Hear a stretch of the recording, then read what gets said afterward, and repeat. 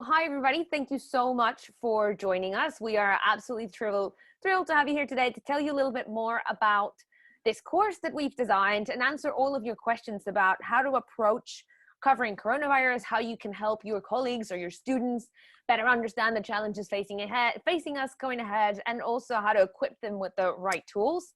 Hold on a second because my computer's not cooperating. So just to give you a little bit of a background on First Draft, in case you're not kind of like fully briefed on who we are and what we do. We're a non-profit and we work on all sides with journalists from all over the world on how to tackle the challenges around reporting in an age of disinformation. And this goes from research to writing up articles, doing training with people from all over the world, and taking those experiences and sharing them across the board, because one of the things that we see with disinformation is that the same trends repeat across countries and across borders, and that collaboration is important. We're big fans of collaboration.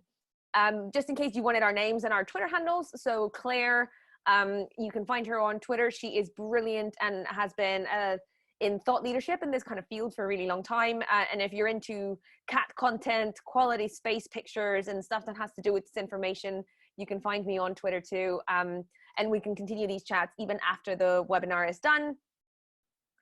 Just in case anybody's already doesn't know where to find the course, so this is a completely free online course, and it also works really nicely on mobile phones, so you can even do it while you're on the go. Not that we all have anywhere to go now, but if you're just at home watching television, and you can find it at the address covid.firstdraftnews.org.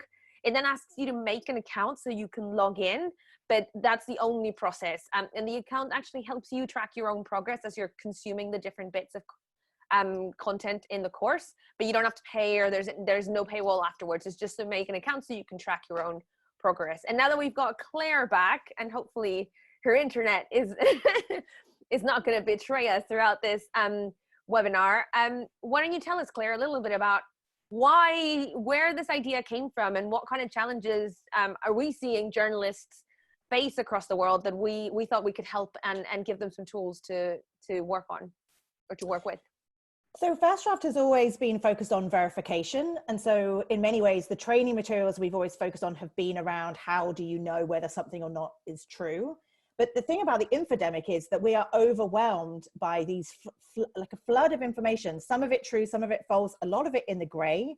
And the really big challenge around this particular story is the thing that information is changing what we know at any given time. So a month ago, we were told not to wear masks, and now we're being told to wear masks. So we suddenly realized that the challenges journalists were facing in terms of keeping up with this flood of information was unprecedented. So we needed to update our verification materials. We needed to update how you keep on top of all of this. And you also needed to think a little bit about the challenges of how you report on this. So we decided about 3 or 4 weeks ago, how do we do this? How do we build new materials? So that's what we've done here. And we were also talking about that these challenges that newsrooms face now that they didn't face before, or at least not at this scale, of not only how do you find this kind of stuff, but once you've found it, how do you report on it without amplifying the falsehoods and the lies and the like that gray area of information that isn't necessarily verified, because the moment that someone publishes it, you're obviously giving it a platform. And this balancing act between amplification and public interest is more important now than ever, because the information that we share can actually have real life consequences. And we're going to try and see if Claire can join us for this next one, although I have a feeling her internet might have frozen again. And the other reason why we decided to do this course and how we structured it is because now we're all kind of relying on social media as one of our primary sources of information, for the mere fact that we can't go outside. And that means that a lot of reporters are having to look into spaces online that maybe they didn't have to look on before.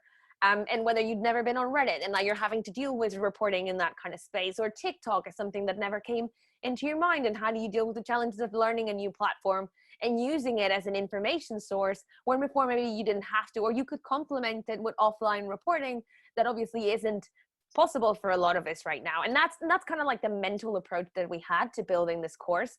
And we organized it in 4 main parts. And I swear we'll get to questions in a little bit, because I'm sure everyone's got their own to ask.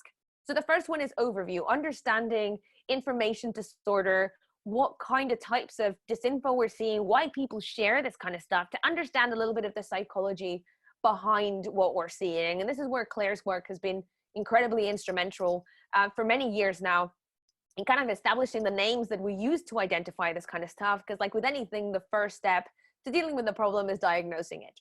So once people have that understanding, we move on to monitoring. So how do you find stories on social and in a consistent way, not just in a reactive way when news stories break, but how do you set up monitoring networks on the different platforms and the different communities that you want to keep on top of, just like you would offline when you have your sources and you know who to call, and how do you replicate that in a digital world?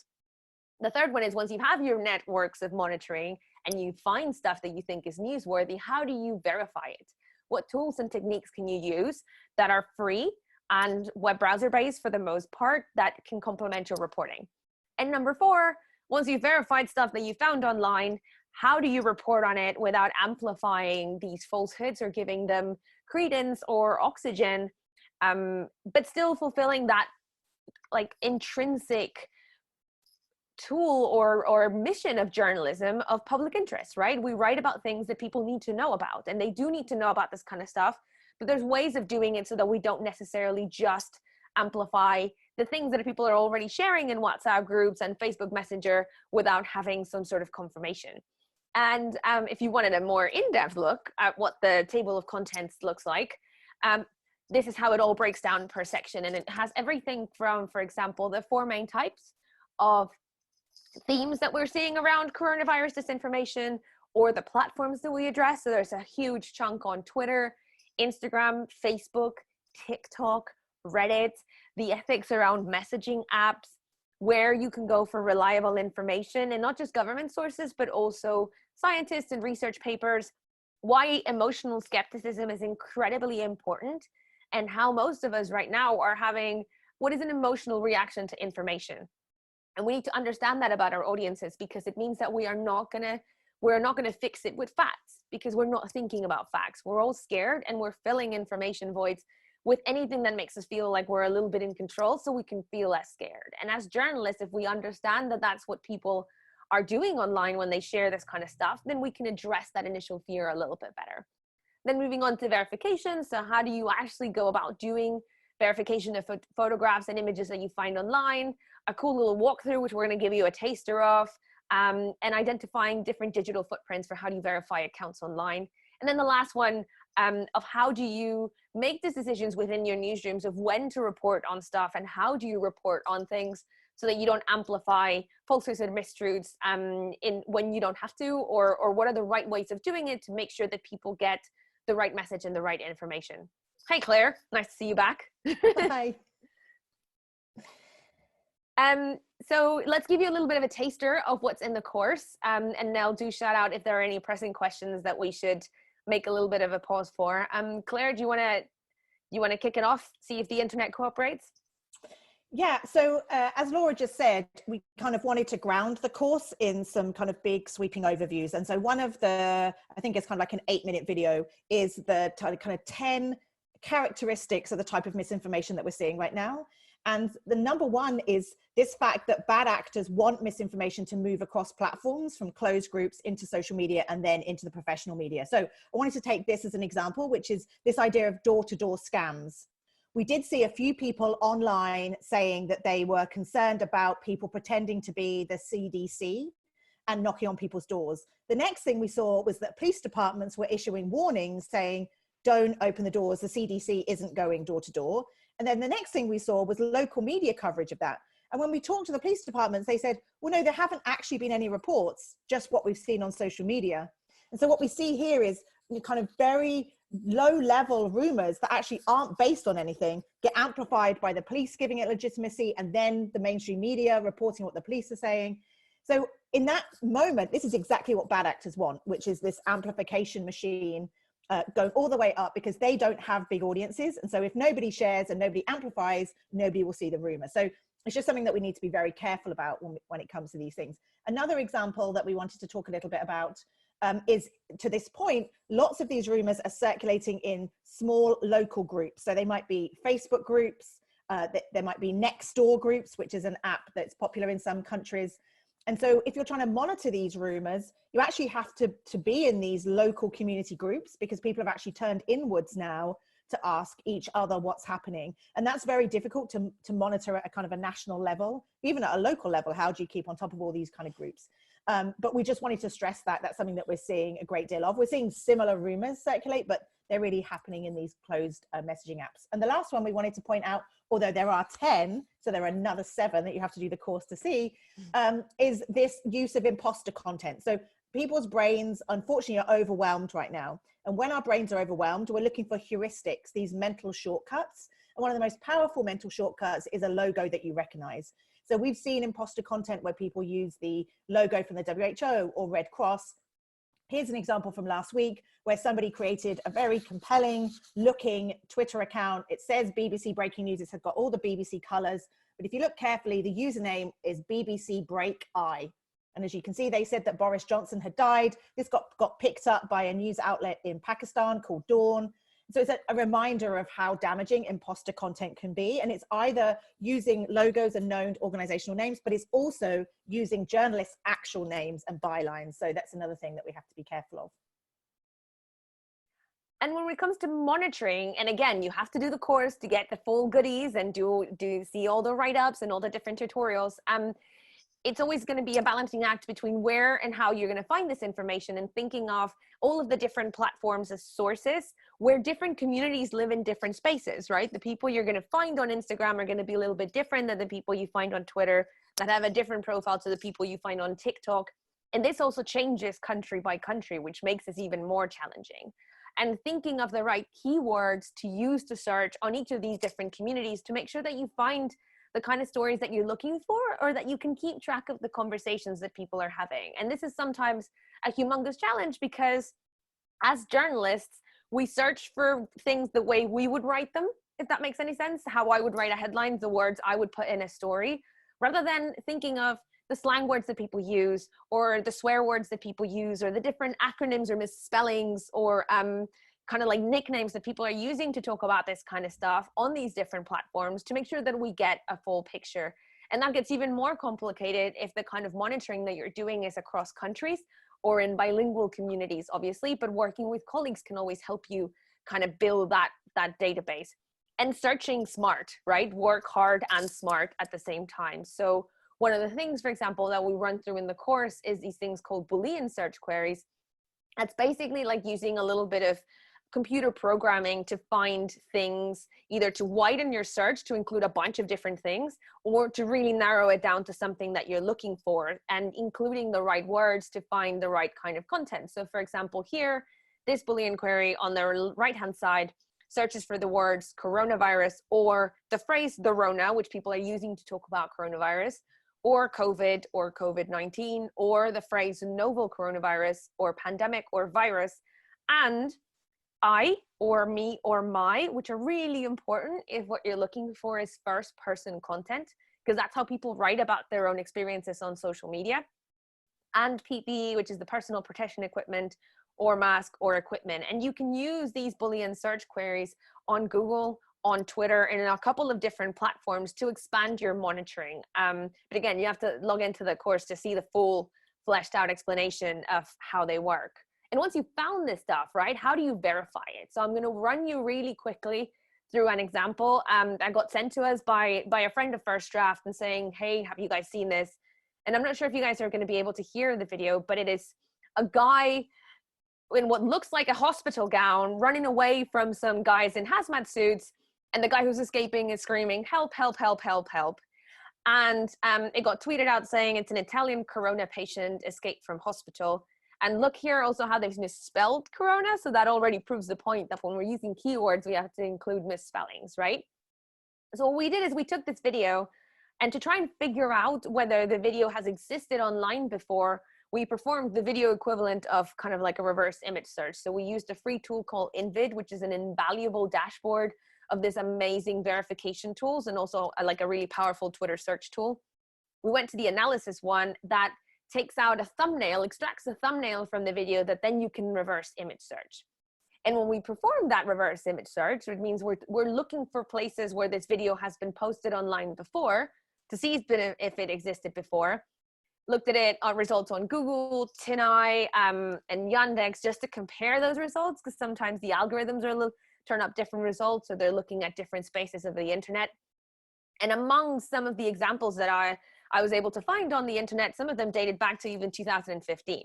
So we already know that for sure it has nothing to do with coronavirus. It is not from 2020, but we can also see how it's spread across different platforms. So it was on a bunch of Iranian Instagram accounts, because it got picked up by an Iranian website. Couple of ones that share memes. So that also gives you alarm bells that maybe it's not genuine. It was in a lot of different places over Twitter, people claiming it was also from different places. So not just Italy, but Ohio in the US or different places. TikTok, not just in accounts that shared memes, but also in more like serious personal accounts. And even on 9gag, which is a website that people use to share funny memes and content. And eventually I was able to find this version, which looks like it's from Snapchat because it has that kind of like band in the middle. And the important thing about finding as many versions as you can is that this one particularly is a lot more, has more quality than all the other ones, which means that I'm not sure you'll be able to see it if I play it here on my screen because of how Zoom works, but when I downloaded and full screen it, it gave me a chance to actually read some of the text in the video. And that's where you can go into a little bit of digital Sherlocking and use something called geolocation, right? And do a process of elimination. So by this point, for example, we already knew that there were versions dating back to 2015. It'd been posted on website for memes. A lot of the versions were really low quality, so it'd been posted and reposted. And then it's definitely not from March 2020. But if we wanted to find out where from, looking at clues from the video would be a good way. So for example, they run past a banner that says 25C, kind of like how people in the US write cents for money, that there's a car park in a corner. They run past a colorful building. You could look at the style of the street signs, for example. They can be very different from country to country. They keep running, and then you see what kind of cars they're driving. So if anyone's ever been to Italy or anywhere on mainland Europe, streets are a lot narrower and the cars are a lot smaller. That feels super wide and ample, and that like ginormous SUV feels really American to me. You can also see what side of the road people are driving on, and even this one business that they run past. And eventually at the end of the video, the kind of camera pans and you see this poster or like a flyer up on a post. And if you blow that up, it kind of reads K-E-A-N, so keen. And if you Google that, like most of us do when we don't know the answer to a question, you can find out that Keene University in the US is in Union, New Jersey, which is a small college town. And that the logo that's on that poster is very similar and almost looks the same as the logo for the university. So maybe that's where the video came from. And then you can have a couple of options, right? Either you search for all the parking lots in Union, New Jersey, or just randomly walk around using Google Street View to see if you can find this place, search for that colorful building or the advert or the business. Because businesses are listed on the internet, right? They want people to find them. They want you to give them your money, and go and buy their services or their products. So I searched for possible names for the business and eventually found one listed on Facebook. And if you look at the Google Street View, you can see that exact same colorful building in the corner. A bit further up, it's that hair salon. Behind them is a car park. And now we know for sure where the video is from, and we know for sure that it's not from March 2020. And all of these tools, we walk you through them a little bit slower and step by step in the course, and some others that you can use to verify stuff that you find online.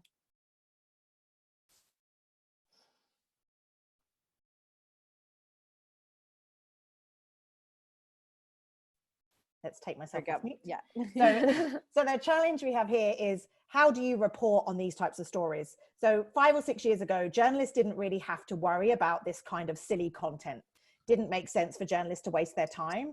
But unfortunately, as we've seen more misinformation on the internet, what we're hearing during research interviews with people is they're saying, we want newsrooms to help us navigate what's true or false. There is an expectation now that there will be more reporting about misinformation. The challenge is, how do you do that reporting without giving more oxygen and legitimacy to the rumors? So I started this webinar talking about the example of the door-to-door scams. They want reporting on those scams because they hope that will, increase the number of people who hear about it and potentially are scared. So in the course, we actually do quite a lot of work to help journalists think about this challenge of public interest versus amplification. And journalists have always had to think about these challenges. How do you report on suicide? How do you report on troop movements during a war? And it seems silly to have to think about misinformation in the same way. But unfortunately, we have bad actors who are targeting newsrooms, hoping that it will have that amplification. So in the United Kingdom, for example, there's been this huge conspiracy about 5G phone masts basically spreading coronavirus, driving down immunity, and playing a role in making the disease worse. It's very easy to dismiss those conspiracies. And we at First Draft have been monitoring them for a month. And we internally kept saying, we don't want to report on this because we actually don't think it's past what we call the tipping point. Like, not enough people are talking about it. It's locked into these conspiracy communities. However, last Friday, a few celebrities and influencers online tweeted it, shared it on Instagram, and all of a sudden it moved into the mainstream. So all of a sudden, as a newsroom, you're left with this challenge. How do we report on this conspiracy without giving it oxygen? And so in the course, we talk about some of the best practices, for example, on writing the headlines. You shouldn't write a headline that says, do 5G phone masts cause coronavirus? ? No. That's not a headline that you should be writing, because it actually furthers the conspiracy for people who haven't seen it. So the challenge is, how do you focus on the facts? And this is really difficult. And we talk a lot in the course about these challenges. And there is a difference between headlines for search versus headlines for Facebook and Instagram and Twitter, where people are stumbling across information. So if I'm tweeting, then I do not want to repeat the headline. If I'm trying to create an explainer on YouTube, then it's not as damaging to use the headline, use the rumor in the headline, because people are actually searching for these rumors. So as you can see, it's complicated, and we go into a lot of detail about these distinctions, but some of the best practices: focus on the facts. Don't just debunk the rumor, actually focus on what we do know. Secondly, where possible, make your content easy to process. Unfortunately, we get tempted to write 800-word articles with nuance and complexity. And right now, people are sharing images, diagrams, very simple illustrations and graphics. So wherever possible, that's what we need to be creating. 3, also try to avoid ridicule or derogatory comments, calling people crazy or insane for believing conspiracies does not help, and actually causes people to double down on their beliefs. Number 4, answer any questions that a debunk might arise. So rather than saying turmeric supplements won't help coronavirus, you should actually say people are trying to sell supplements right now, taking advantage of people's fear about the virus to make money. You need to give people an explanation, not just say, believe me, I'm a journalist, this is false. We need to explain the behaviors and the motivations of those people who are pushing these falsehoods. And finally, trying to be precise with language. Try not to use the phrase fake news. Is this a conspiracy? Is it a rumor? Is it a hoax? Is it a scam? We have to be very careful right now that we're not, driving down or raising panic, actually, and driving down trust in the mainstream media. So, for example, because the advice is changing so much, we have to be much more honest with audiences to say, this is the guidance right now, and that's what we're telling you, but we're in a crisis situation and advice might change at any given time. So in the same way as a fire chief during a wildfire will say, right now, the fire is here. I can't tell you where the fire will be tomorrow. I think we need to use a little bit more of that kind of crisis communications language. So that's what we talk about in the final section of the course in a lot more detail. But before we go to Q&A, Laura, do you just want to explain how people can get onto the course? And then we'd love to take as many questions as people have about the material, or maybe just misinformation and coronavirus in general. Yeah, definitely. So I'll run you really quickly through it. Like I said, this is the URL that you can use to find where the course exists. So it's covid.firstdraftnews.org, and you can totally do the sign up process on your phone as well. It's a very mobile responsive website. And when you land on it, this is what you're first going to see, and it's going to ask you to make an account. And once you've made an account, when you're inside the actual platform, there is a big picture that says find out more about First Draft's courses. And if you click on that, it'll take you to this other part where you can enroll on a course. Hopefully, we're going to be creating a couple of more courses aimed at different audiences, not just journalists, but the public at large or community leaders. And that's where all of those courses would also be listed. But for now, we just have the one for journalists, and you can click on enroll. And when you're enrolled, it's going to ask you, are you sure? And you say, yeah, of course I'm sure. This course is awesome. I want to see what's inside it. And then it'll give you a menu where you can see the different kind of topics or materials, and you can start clicking through them. It's important to note that we have organized them by number, but you don't have to consume them in that order. It's meant to be snackable. Each little section you can dip in and out depending on what you're interested in, what your job requires you to do, what you know less about, what you want to find out some more. And you can just dip in and out of whatever you want without having to follow the order that we've built it in. And you can also 100% obviously do it in the order that we've got. And when you're in the platform, you'll get this navigation menu on the left-hand side showing you what topic you're on, and then the course displays here in the middle. This is on a computer. It looks a little bit different on a phone. But again, and it'll help you track what you've already seen if you want to do the whole thing, and keep track of it that way. But again, dip in and out as you want. The videos are all quite short, except a couple of the bigger ones where Claire explains a little bit more of the conceptual stuff. But the tools-based ones are all short, and they're meant to be like you can watch it and go and do something. You can watch another one and go and try out that tool. And this is free. So share it with your friends and your colleagues and your students and your newsroom as much as you want. Yeah, there you go. Oh, and we'll take some questions now. I think it's time. Great.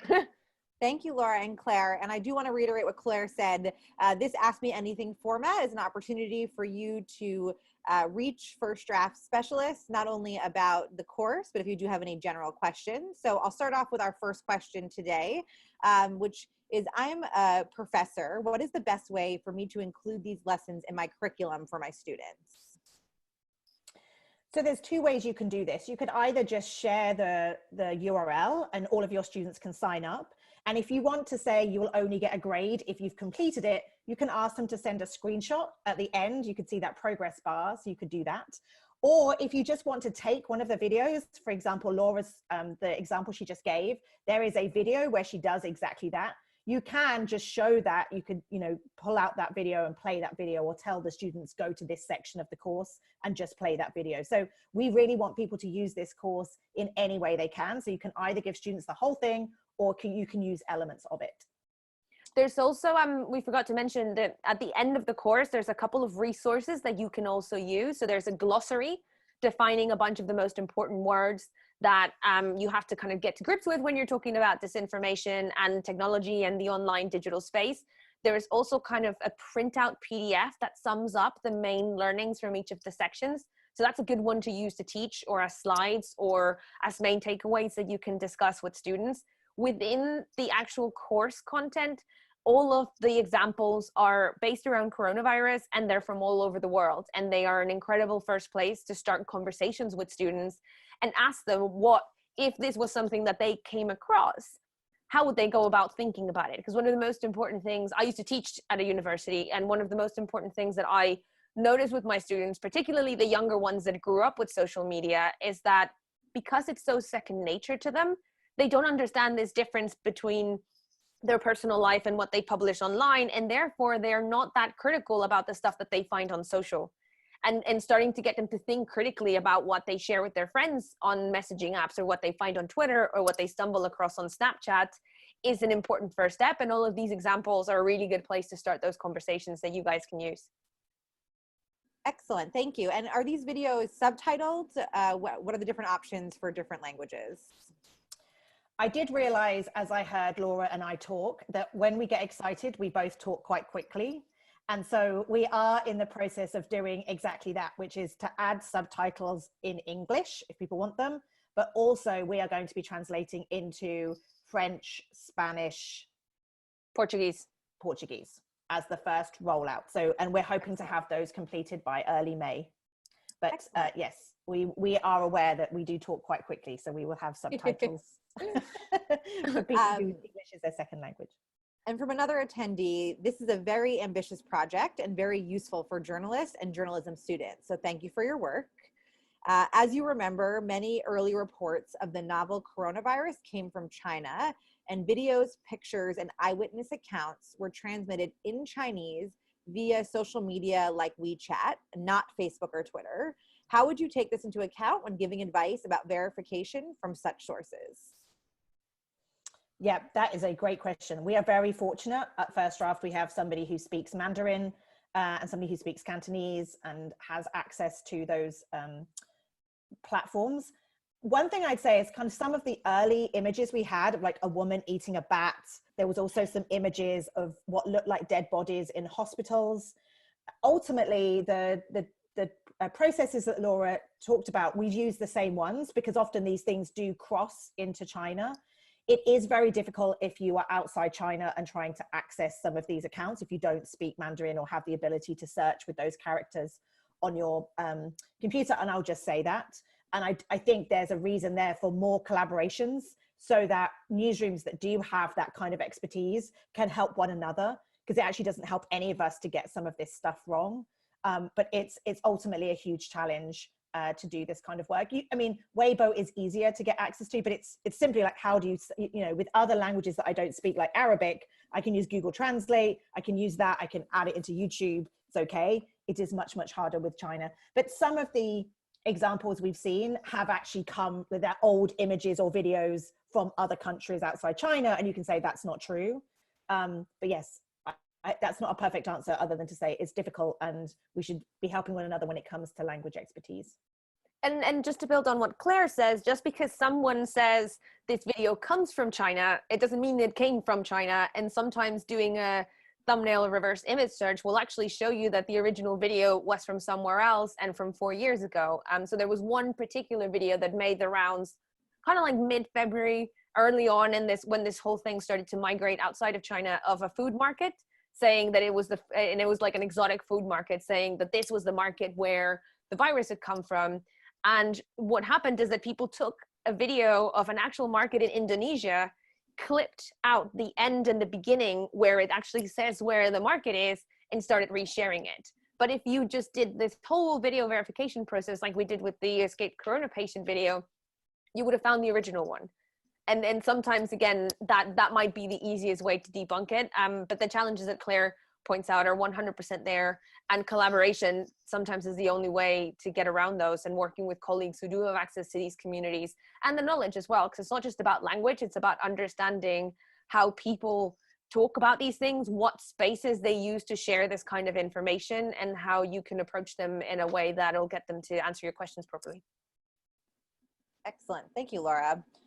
There are studies that are floating around about countries with BCG vaccine are showing lesser instances of COVID-19. How does one cover those studies when there are not yet peer-reviewed or they have no trials yet? This is a great question and goes back to what I was saying, which is we've never really had a story like this where we are learning as the public almost at the same time as the doctors and the academics and the researchers. And so when it comes to this peer review process, unfortunately, not enough journalists understand that peer review process, and certainly the audience doesn't. And so what we're seeing is reporting about ridiculously early studies with very small samples that haven't been replicated, that really we shouldn't be seeing at all right now. I understand why, because there's a hunger for this. So it's the same with the hydroxychloroquine studies right now. Does hydroxychloroquine make a difference? And I've also seen kind of anecdotal evidence, like in Portugal, they use the BCG vaccine and their rates are much lower than Spain. Surely there's something to that. And certainly lots of researchers are doing experiments, they're running the data. But right now, because we're not having the replication, we have to only talk about these studies as preprints, which means they haven't been peer reviewed. We have to explain what preprints mean. We have to explain why academic research does get peer reviewed, why it seems, well, if somebody does a study, what's wrong with it? Well, we have to show how easy it is for methodologies to be flawed. So I think I have to say, the last 3 years we've been told it's a post-truth world, nobody believes in experts. And actually, I think this is a moment where we can explain science, explain the need for empiricism, the need for data, the need for, knowledge develops by testing, retesting, looking to replicate. I think this is a moment to try and explain that to our audiences. So it's not that we shouldn't cover these stories, but if we do, we really have to be incredibly careful. And that goes back to our headline problem. For example, yesterday, no offense to CNN, but they sent out a push notification saying, you know, investigations are suggesting that the virus was created in a lab in Wuhan, according to intelligence officials. Now, that is happening, but right now if you read the whole piece, like, okay, the US intelligence services are currently looking into this, but really, you know, there's nothing to this other than they're looking at all the different options. But if you send that as a push notification, everybody was screenshotting that yesterday, like, oh my God, it was made in a lab. So even if we have the nuance and complexity in the full article, we have to be so careful with our headlines, tweets, and push notifications, and particularly around pre-printed research. So yeah, we're seeing a lot of problematic coverage right now. And to remember as well that a lot of people will share things not having read the actual article, right? And it's a sad truth about the industry and all the hours of work that we put crafting beautifully constructed articles or television pieces, but people will share stuff on Facebook or on Twitter by just reading the headline and then passing it along. And that context that is so vital to explain the nuance of the scientific process or the testing process is 100% and completely lost. And we need to own that a little bit more in how we write these tweets and how we write these short little phrases to get people's attentions, which is obviously hard because we're in a business that competes with other businesses that is driven by eyeballs, right? We want people to read our stuff. But for each newsroom, the way to do that will be a little bit different. We have to start thinking about those possible consequences. Excellent. From another one of our today's participants, I feel that many people, both our viewers and my colleagues, are not quite aware of the threat of the infodemic yet. How can I convince the others of the significance and threat of infodemic, and what are the very bad examples that I can tell them about? So I'd say one of the biggest threats we see right now is an increase in anti-Asian sentiment in many countries. And that's people taking older footage of people who are either Chinese or from other Asian countries and labeled as Chinese. And we're actually seeing an uptick in attacks on people. So that's an obvious real world harm. But for example, today, our teams are monitoring a number of protests that are going to happen in the US from people who believe that this virus is not dangerous. And they think that this lockdown is a government plot to control people. And so you're going to have Americans out today protesting, and they could turn violent. So I'm not raising panic levels, but I think people are not taking misinformation seriously. And on this particular topic, there is obvious real world harms of people either taking, in Iran, 40 people died from drinking too much pure alcohol because there was a rumor that alcohol would prevent coronavirus.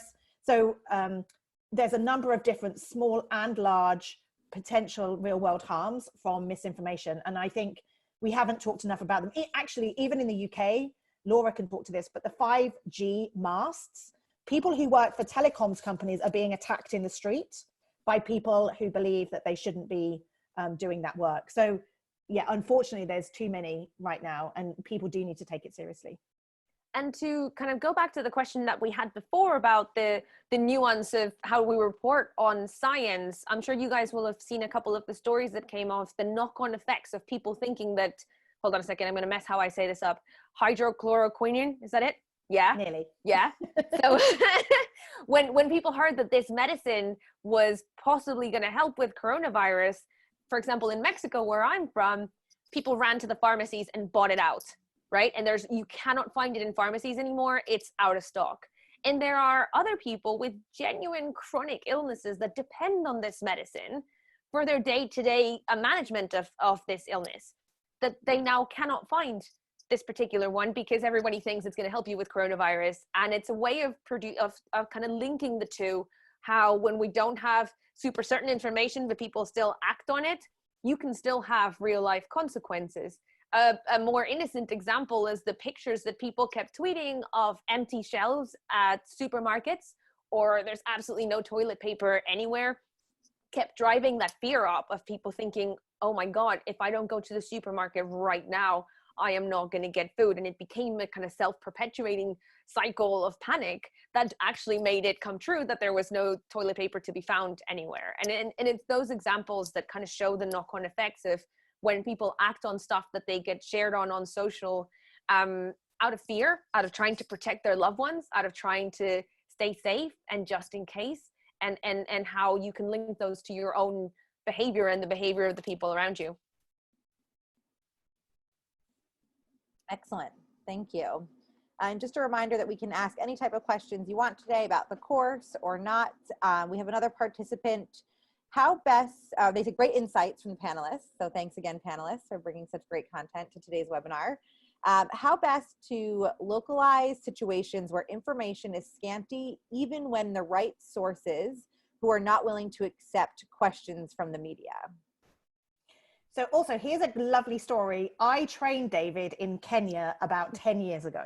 Excellent. And David was like, hi, Claire. Yeah, I mean, I have to say, I mean, we're obviously trying to make this course as global as possible, but I am very aware that the reporting challenges of those of you who are in certain regions of the world are very different. But what's interesting is you're saying, what do you do when you're not getting straight answers from the government or health authorities? Unfortunately, reporters in countries like the US or the UK who used to say, oh, we don't have those problems as much, like we're all seeing the challenges right now of, you know, deaths not being recorded in a transparent manner, not getting clear answers about plans around the lockdown. I would say, David, one thing, for example, in Kenya or in countries where the virus has not yet had the same impact, although I know it's coming, unfortunately, is sort of learning the lessons from other countries around what are best practices for recording numbers. You know, are there other ways that you can crowdsource some of this data? You know, are there other ways that you can kind of understand really hard lessons that have been learned over the last five months from the challenges in China, where certainly there wasn't straight answers coming from government. But I would say all of us have struggled with some of these questions. So unfortunately, sometimes if you don't get the answers from the authorities, all of us right now are struggling. So it's about how can you go sideways to see what's possible.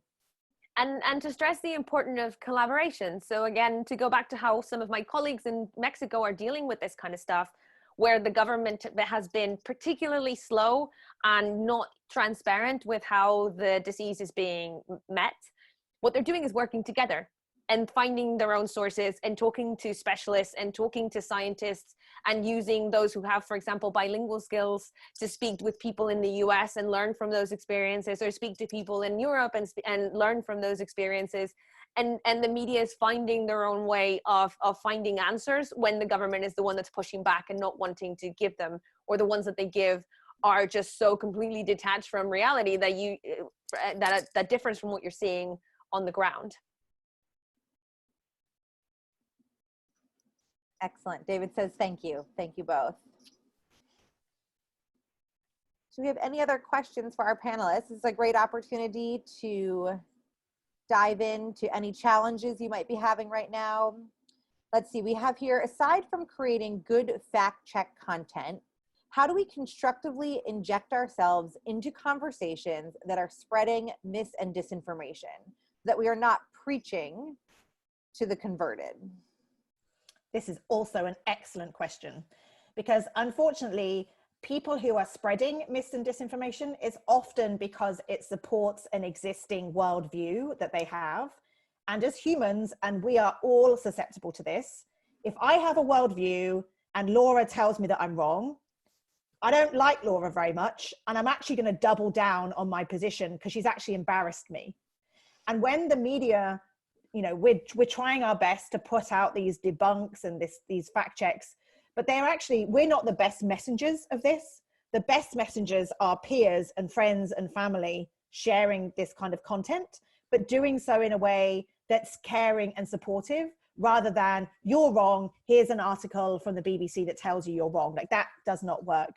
So to your point, it is actually on all of us to try and be active in our own community groups to help spread quality information, not to say this is the answer, but to say we're all frightened right now. And the problem is, if we're sharing poor information, that's going to drive up fear. It's going to cause people to be scared and to act in ways that actually is not helpful for society, and is going to cause this virus to last longer.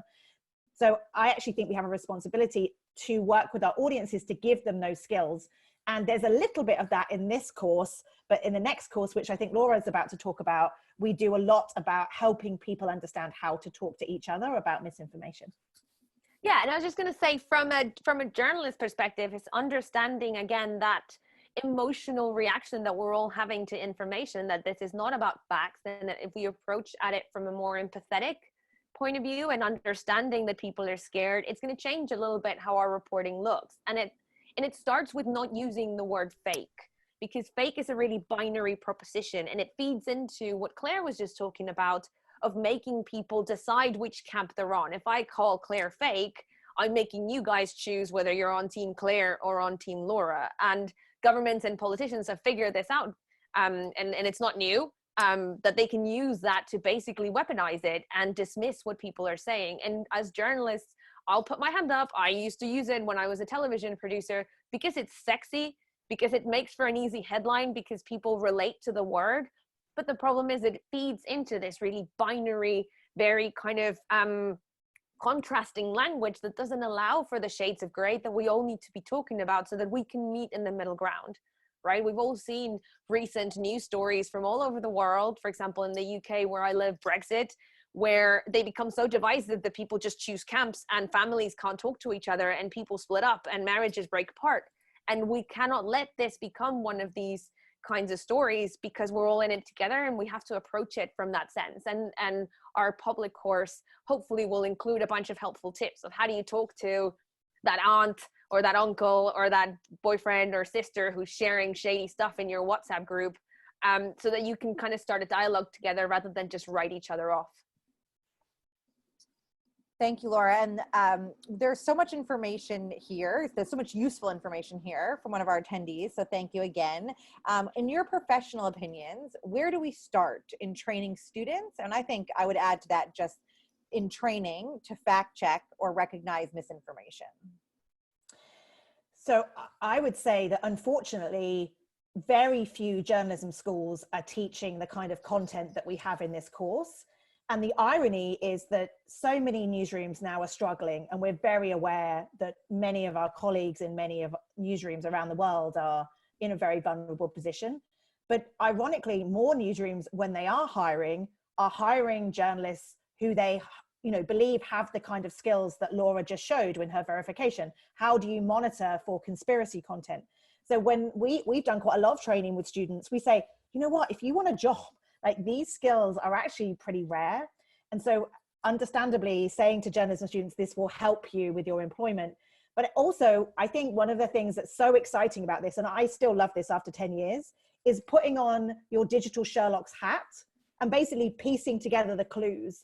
So when I teach journalists, I love teaching this stuff, because you're like, okay, here's a video. Tell me where on the planet it is. You've got 15 minutes, and they love it. So I think the fact checking piece, yes, that's important. But our passion at First Draft is the verification of images and videos.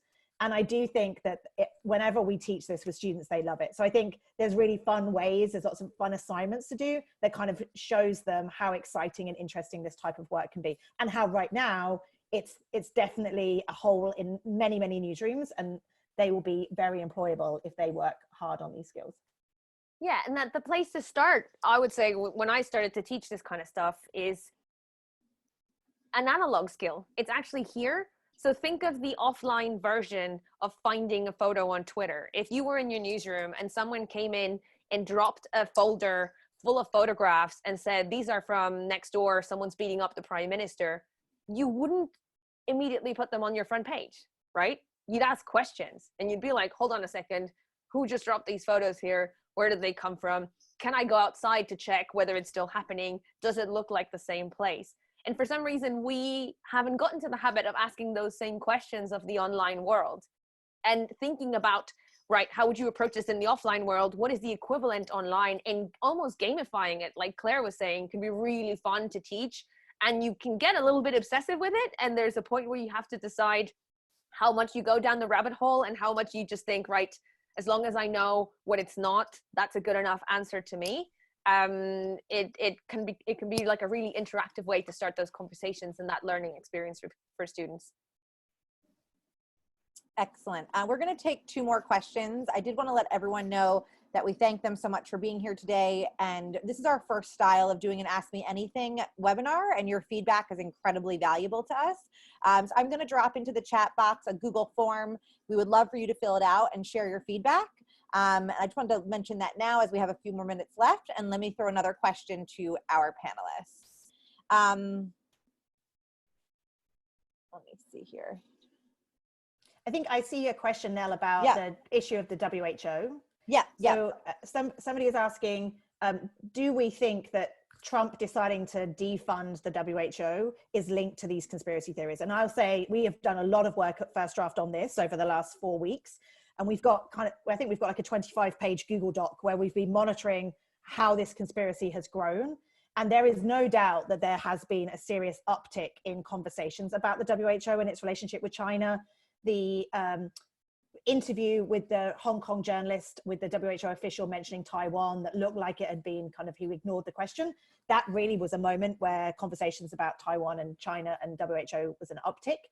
We can't really get into the mind of Donald Trump to say, is that what caused him to defund it? But certainly these conversations have grown over the last 4 weeks, and it makes me very sad that this decision has happened. It's impossible to say that there's an actual causation, but we will certainly say that there has been a growth in the conversations. Excellent, thank you. I see here, and one more question about the difficulty of headlines losing nuance. Is there a value in adopting some form of this technique? So I think it's, because I looked at this question, I think it's hard because we can't see the example from YouTube, but I do think the challenge of writing headlines, I'll be very upfront, it's very difficult to do well. And sometimes this idea of like focus on the facts, it makes perfect sense, but other times it's much more difficult. So if you're talking about the 5G conspiracy, what are the facts around that? You know, phone masts are safe. Like it's very difficult. So I want everybody to know that this is a real challenge, but the kind of explainer videos where you are including some of the keywords in the title on a YouTube video means your YouTube video is going to turn up at the top. So let's take, for an example, the rumor that apricot kernels will cure cancer. This was around, this rumor, for a long time. Now, no newsroom has ever debunked that rumor that apricot kernels cause cancer. So if I search for that on YouTube, I just see lots of videos of people selling apricot kernels, telling me that it cures cancer. And actually there is an argument to fill that data void with quality content. So in that example, I would want a headline that says, you know, apricot kernels do not cure cancer, because I've got the keywords there of kernel and cancer and apricot. But that's very different to the way that I would word a tweet about it. So it's, again, we go into a lot more detail in the course, and it is not easy, but there are some kind of best practices to follow along when you're doing these kind of headlines or keyword tagging. Great. And one final question. Do you have any tips for pitching disinformation coverage to television? It can be hard to make it visual. People want to discuss the conspiracies, but not necessarily the methods. Do you want to take that, Laura, as a former TV person? Yeah, sure. That is the hard part, isn't it? How do you make a story visual that isn't that visual without actually just kind of reproducing the myth over and over again? And I would say the way I've approached this before as a TV producer is to remember that at the heart of it, these stories are about people.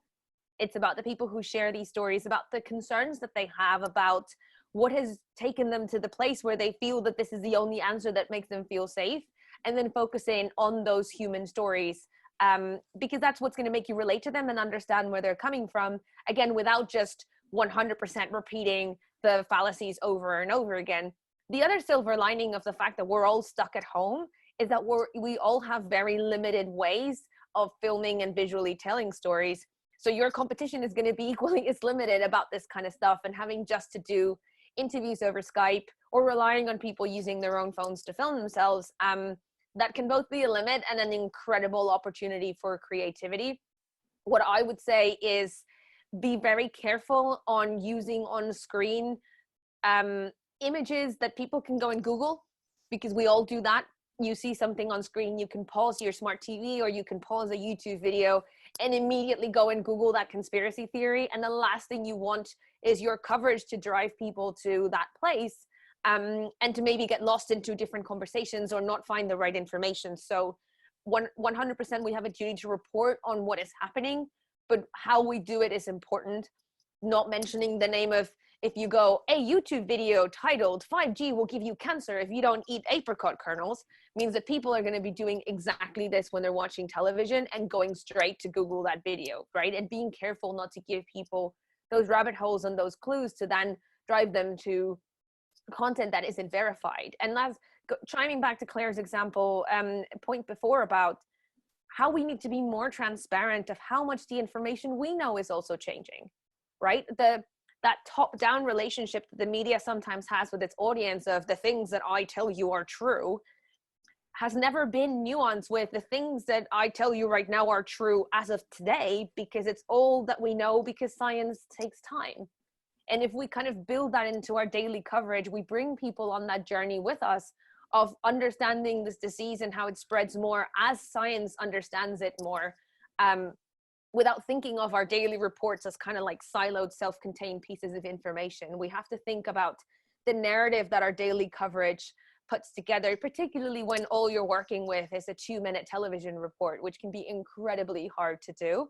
But the more we start to think about it, the more each newsroom was going to find their own ways of like standing up to those challenges.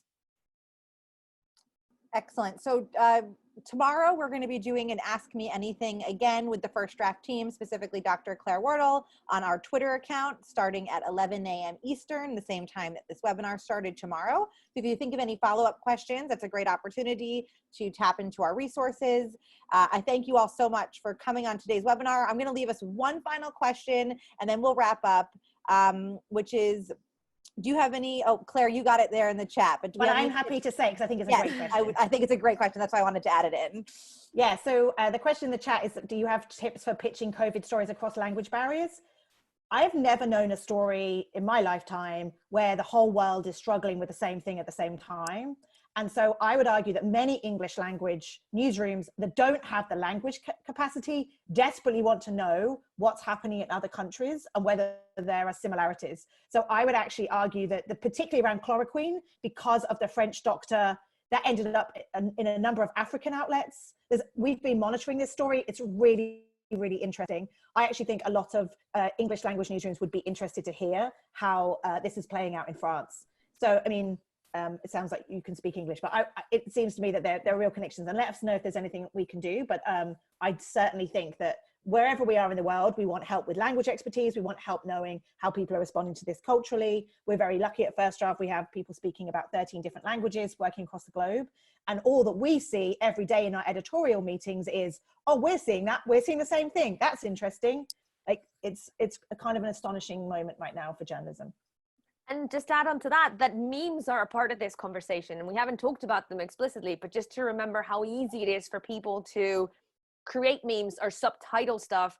I've seen stuff being shared in my family WhatsApp from Mexico that I got from a friend in the UK 2 days before. So this stuff travels because these stories are getting replicated across borders, and because it's so easy to subtitle things now or to slap a piece of text in front of it and reshare it with a different context. So us also thinking about our work going across borders is super, super important.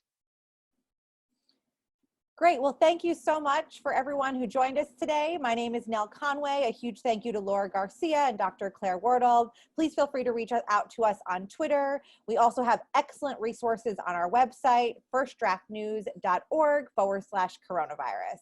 Thank you all so much and have a wonderful day.